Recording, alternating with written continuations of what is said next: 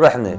قال تعرف ابوك اذا اشوفه؟ قلت له هسه ايش باقي بي؟ قال لا من ملابسه. قلت له قال ما تتذكر ملابسه؟ قلت له شلون ما اتذكر ملابسه؟ انا وياه رحنا اشتريناها وقتها من الاسواق، الطرون كوباي وقبصله كوباي، دي هسه اتذكرها. المهم قلت له اعرف من ملابسه، رحت له طلعته من ملابسه هو نفسيته. زين قال ايش بدرك هو؟ قلت له اكو قلت له ليه هسه؟ قلت له اتذكر اكو شريط حبوب بجيبه. زين امي قالت لي خطيه حتى الشريط ما اخذينه وياه، ظلنا بجيبه، طلعناها هو نفسية الشريط الحبوب اللي بجيبه.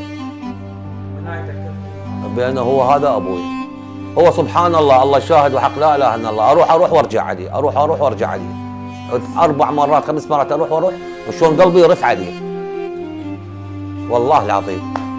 ورحنا للقاضي على مود هاي هم من القاضي يقول من يقول لامي ينب عليه، من يقول رجلك معدوم، من يقول رجلك شهيد.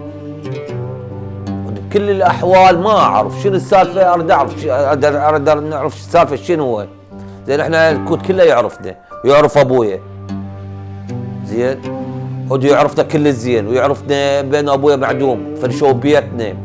زين القاضي انت ابن ولايه وتعرفنا كل الزين، ابويا معدوم شنو السبب؟ من تقول لامي شنو؟ من يقول رجلك معدوم؟ من يقول رجلك شهيد؟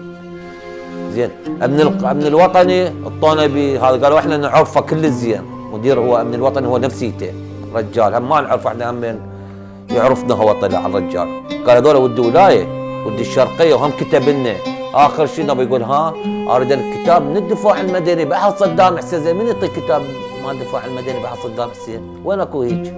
من يعطيك كتاب؟